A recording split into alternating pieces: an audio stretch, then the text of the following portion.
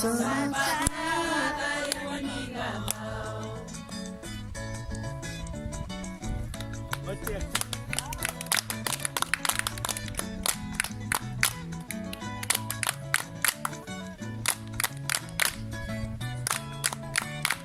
ni arira mafsika.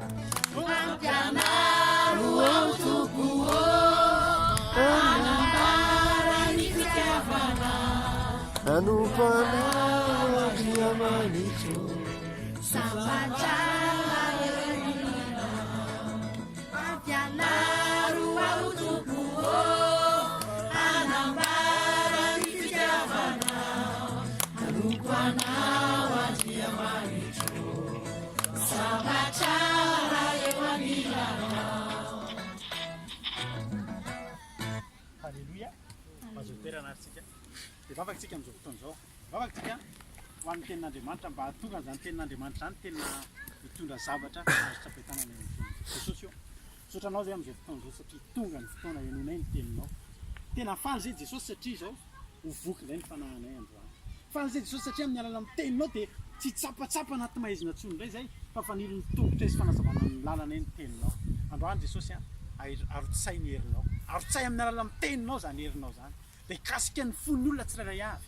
Ka ny fonay tsirairay avy reto dia ho tany lona ka ny rindry izany teninao izany Jesosy. Dia mangataka Jesosy amin'ity androany ity, ny vorehetra izay afafy dia hamoha avokoa. Dia voly sy Satana tsy afaka hitsaingoka na dia fehezanteny ray na dia litera ray amin'izay teny izay hotoriana eto androany. Fa ny fanahy masina kosa nondraka an'izany ka hamoha be dia be ao am-pon'ny olona tsirairay avy. Dia omba izao mpanomponao izao ianao Jesosy tsy manam-pahalalana ary votsavava fa izao matoky kosa ny herin'ny fanahinao masina hiasa aminay tsirairay avy ka raha hiala eto izay aoriana amin'ny teninao dia mahery izay. Na iza na iza toerana misy miaino an'izao fandarana izao sy toriteny izao Jesosy. Raha misy olona any lavitra any na eto akaiky eto miondrika dia hitraka amin'ny alala amin'ny teninao. Raha misy olona nona dia ho voky amin'ny alala amin'ny teninao. Mankasitraka Jesosy mitenena fa voninkaina anao izay. Alleluia. Amen. Ten'Andriamanitra izay jerentsika androany mitondra baiboly ianao dia izay ten'Andriamanitra tsika ao amin'ny bokin'i Zakaria. Ao amin'ny bokin'i Zakaria toko fahaefatra. Ao amin'ny bokin'i Zakaria toko fahaefatra. Ka ovakitsika ny andininy fahaenina sy ny fahafito. Any amin'ny faraparan'ny testamenta talohany misy an'izany. Alohan'ny Malakia zany misy an'i Zakaria. Zakaria toko fahaenina toko fahaefatra ka ny andininy fahaenina sy ny fahafito. Izay mivaky izao amin'ny anaran'i Jesosy. Dia namaly izy ka nanao tamiko hoe izao ny tenin'i Jehovah amin'ny Zerobabela. Tsy amikery tsy ampatanjahana fa amin'ny fanahiko Jehovah tompony mafy. Iza moa ianao ry tendrombohitra lehibe ho tonga tany lemaka eo anoloan'i Zerobabela ianao ary ho entiny mivoaka ny vato atao tendrony sady izy fiantsoana hoe fahasoavana ny ho aminy. Alleluia. Hoy ny tenin'Andriamanitra manao hoe izao ny tenin'i Jehovah tamin'i Zerobabela.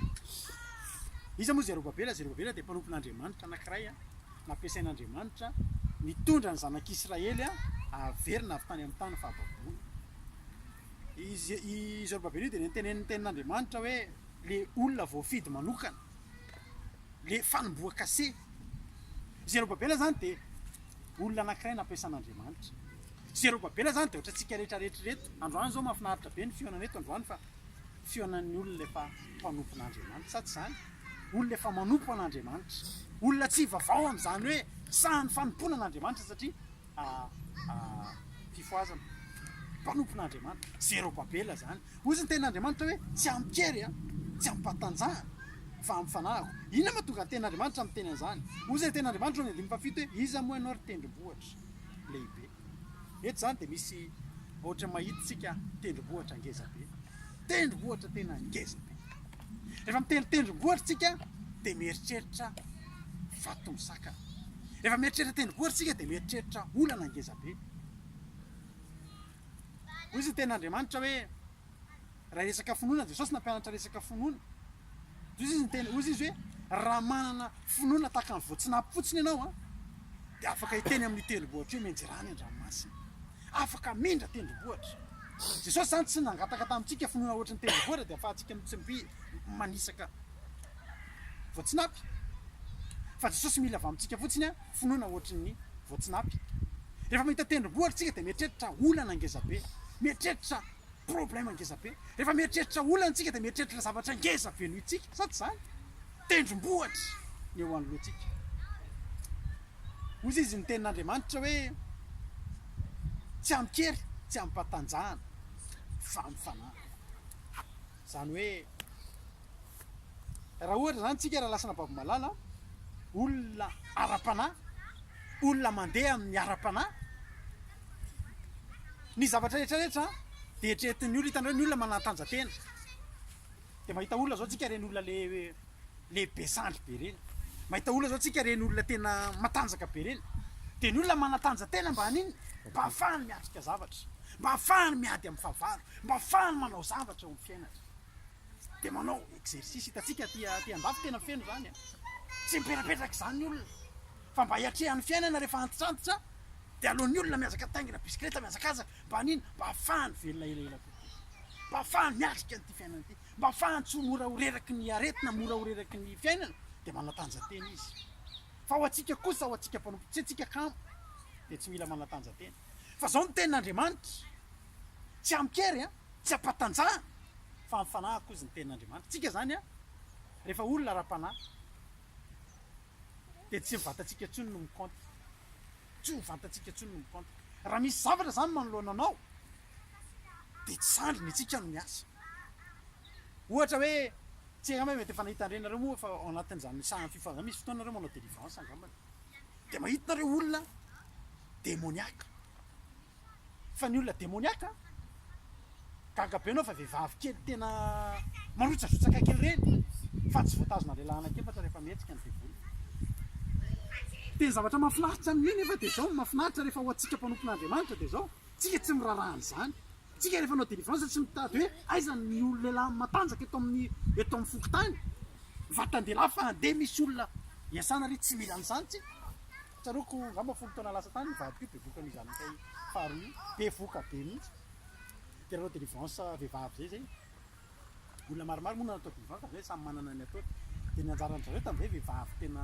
demoniaka be zay dia miady dia vono dia tena miady tena le tena tsy manireny ka raha ianao zany ohatra hoe be voka ohatr'izao tokony tena hiala lavitra zany sao dia voadaka any fa amin'ny tena marina tsy tokony atahotra an'izany ianao satria zao tsy hery io tsy ampatanjahanao fa rehefa fanahanao matanjaka dia tokony tsisy olana aminao ny ady rehetra manoloana anao ozy tenin'Andriamanitra hoe iza moa ianao ry tendrombohitra lehibe rehefa mieritreritra n'ity tantara ity tsika dia mieritreritra zavatra ngezabe araka ny teniko taminao teo ary rehefa mieritreritra zavatra ngezabe tsika dia tsy maintsy mieritreritra lehilahy anankiray ao amin'ny baiboly misy lehilahy zay ao amin'ny baiboly tena niavaka zay lehilahy zay nampiavaka an'izay lehilahy zay dia ny angedana tsy mitovy amintsika ny angedan'izany ny olona rehetra ngeza hatramo zay tsy misy ngeza ohatrany misy an'izany hoe rapeto zany a teto Madagasikara fa tsy fantatra ohatrany ahoana ny angedan'ny rapeto fa zany lehilahy atao hoe Goliath avy any Gata zany koa dia ngeza be mihitsy zany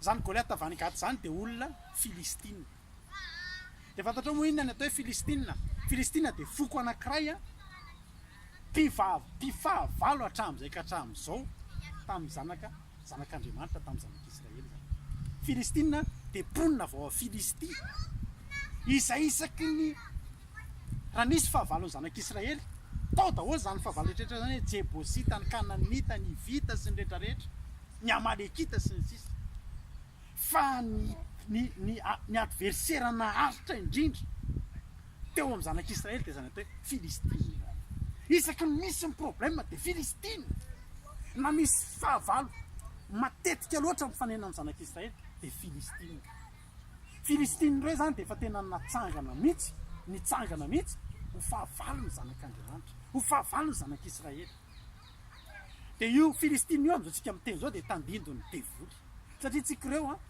dia misy fahavalo anankiray te hifanandrina amintsika isanandro na matory ianao dia te hifanandrina aminao ny Filistina na tsika matory io ary dia inona mahatonga atsika manao vavaka fiambenana amin'ny alina satria misy fahavalo te hamely antsika ny Filistina zany tena tsy manaiky mihitsy ary ny Filistina rehefa miady amin'ny zanak'Israely efa hatramin'ny taloha be dia misy fotoana izy resy matetika be mihitsy izy ny resy fa resy izy androany lasa izy loha mandeha mody fa tsy midika izay hoe no tanteraka izy misy karazana fahavalo anankiroa tao amin'ny baiboly. Misy ny foko anankiray atao hoe Amalekita. Reo Amalekita reo tenen'Andriamanitra tamin'ny Saoly hoe arinjany ny Amalekita hatramin'ny zaza madinika dia arinjany hatramin'ny zaza vononika hatramin'ny zavatra rehetra momba ny Amalekita. Dia iny naringa andry Davida sy ry Samuel reny dia tsy hita intsony. Fa ny Filistina indray dia izao tsy navelan'Andriamanitra voaringana tanteraka izany.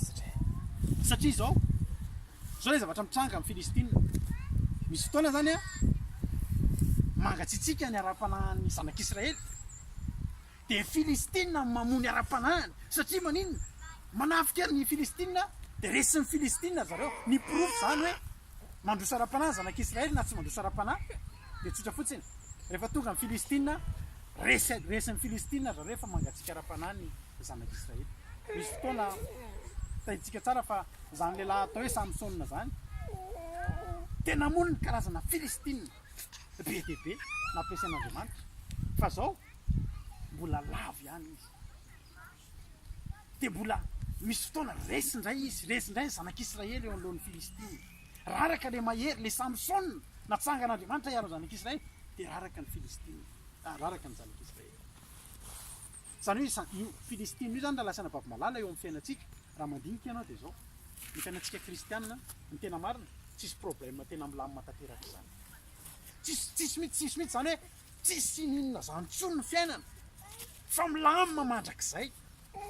Fa zao fotsiny milamina iny tsy hitanao intsony iny fa ho avy ny fotoana mety mbola ho hitanao iny. Tadio fa rehefa Filistina reto rehefa niady ny zanak'Israely maty Goliata dia nieritreritra ny zanak'Israely fa vitatra eo ny ady.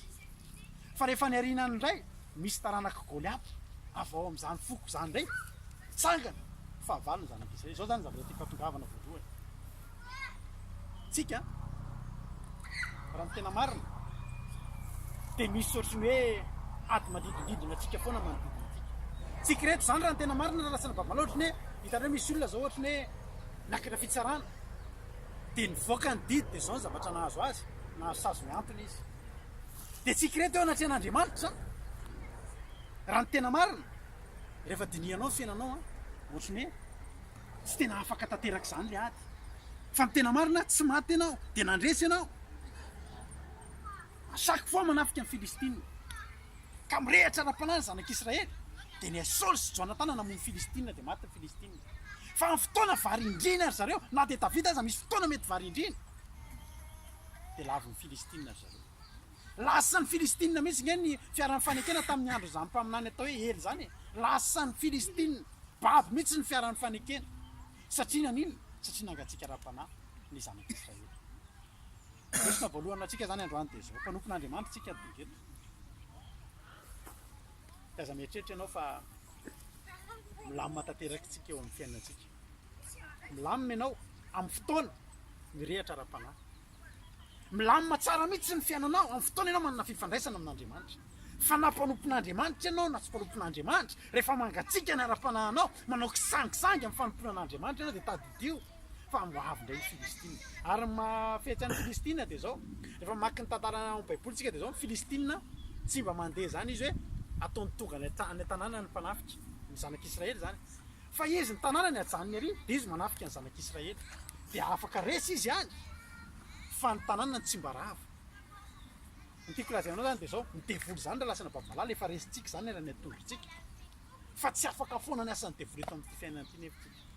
Tsika zany dia mila maninona foana, mila miady foana, mila mirehatra foana mba hatonga anao hijoro mpandresy dia tsy mahazo matoritory sy mipetrapetraka ianao. Davida nisy fotoana ndray après-midi nandeha niady ny olona. Davida ohatrany kamokamo sy navelan'ny olona miady hoe Davida mpanjako aza miady ianao fa milamina fa vitanao. Penapenaka atao an-tokantrano Davida tafalatsaka tanatina fakam-panahy ary natafian'ny Filistina ara-panahy.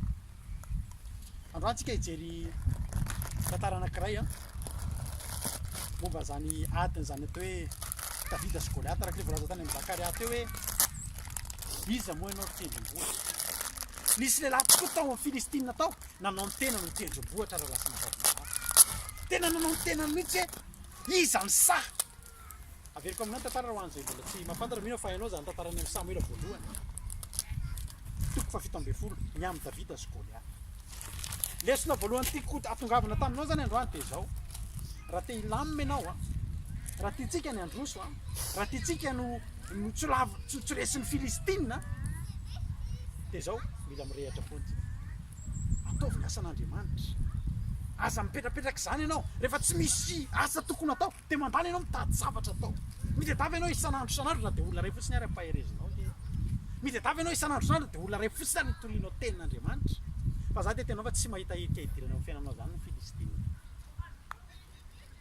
rehefa mandeha vacances moa rehefa misy ny fotoana rehefa androna vacances de zao foana mba afatra amin'ny namako sy ny miara-mivavaka sy ny mpiara-manokana de zao hoe ndana manao vacances fa zao ny ara-panahy aza atao mandeha vacances mihitsy satria zao devoly tsy maka vacances andro aman'alina de te hamely atsika foana ray andro iady ny Filistina sy ny zanak'Israely ary efa iady ny Filistina sy ny zanak'Israely de efa niomana ny Filistina fa hibata fandresena nanan-javatra nanana élément tena farak'izay tena natokisana ny Filistina tamin'izay fotoana zay lehilahy anankiray fotsiny araka ny teny tamin'ny teny le goavambe Goliath ny anarany